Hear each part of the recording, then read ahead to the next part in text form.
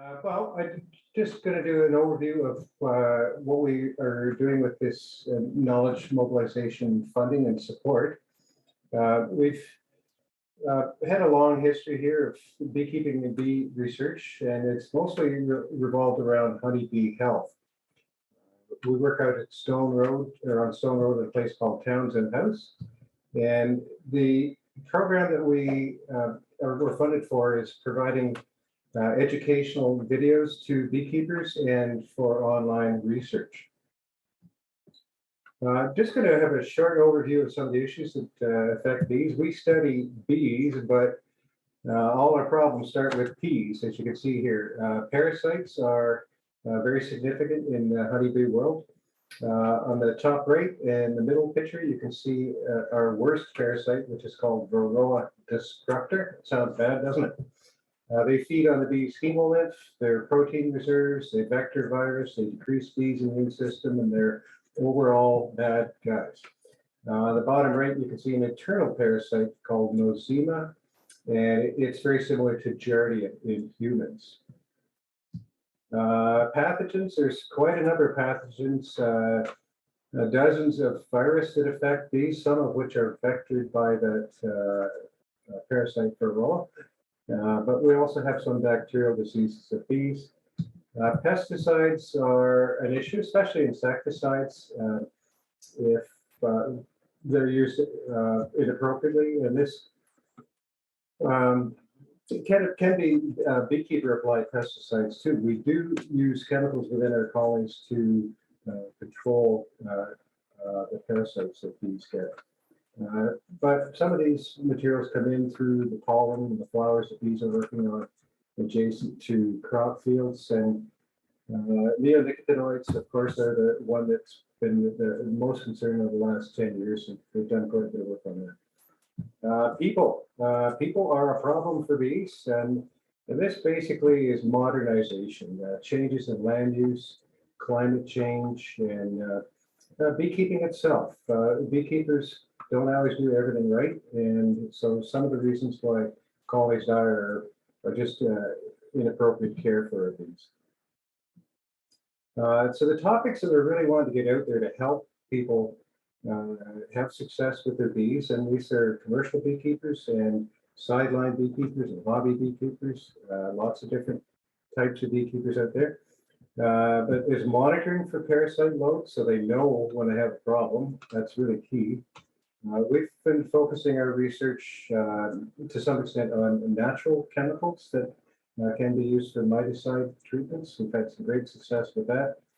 Miticide safety and efficacy, how to use them appropriately, how to use them safely in terms of the bees are concerned, and which materials are more and less toxic to bees and, of course, to mites. We're also breeding bees for parasite resistance. So all this is information we're getting out to the beekeeping community. Starting 5 years ago, we started doing videos for YouTube. We now have 69 videos out there, over 10 million views worldwide. And our biggest subscribers are number 1, US, number 2, India, and number 3, Canada. Our goal was to reach Canada, but I guess it's started beyond that. We have about 35,000 views of our videos each week. So having this platform gave us the opportunity to get more information out about our research. And so that's what we used our KTT funding for this year, was to film more videos that highlight the research that we do and in the ways that can help people have success. We're also hired a marketing consultant this year to help us step up with the social media side of things. And so I'll just go through some of the programs that we've got going here. We have a scheduled Instagram posting. So we have one going out 5 days a week. And we cover different topics each day of the week so people can kind of look forward to what's coming up next. On the right here, you can see a summary of some research we did using oregano and thyme for the control of the Varroa destructor. On Fridays, we do recipes. We're mixing this up to keep it of interest to all beekeepers. so that some of the heavier topics go over a little bit better when it's lightened up with things like recipes and even just photographs of interesting things that happen through our workday. We're finding that initially I thought this was going to be a burden to do this social media work, but we're finding we're able to integrate it into our day-to-day activities, and the students that we hire to help us out just love getting involved in this, and they're very capable of doing it. So that really has worked out for us. We post both to social media, both to Instagram and to Facebook. Not so much Twitter, a little bit with TikTok, some fun stuff there. But what we're doing once a week, I do a short 1-minute video to talk about the timeliness of beekeeping and make sure people are getting tips on what to do at the appropriate time. Here, for example, on the right, we're using oxalic acid to squirt into the beehives to act as a secondary control so that the mites don't develop resistance to our primary control method. Our website, we've been developing that quite a bit over the last year too. We have a new website we're just about to launch. These are some images from that. But in this, we've decided to focus more on our research and be able to profile the projects that we're doing, and then help, of course, with all the different kinds of education work that we do.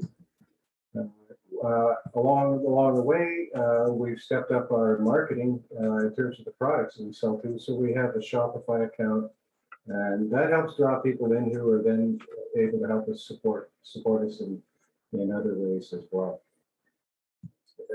Where our research page is, we have lots of images, and we also have lay articles in there and links to all the academic articles. Because we find a variety of different people are going to our website to find information. It can be general public, it can be the public school students that want to do a project, many different audiences there.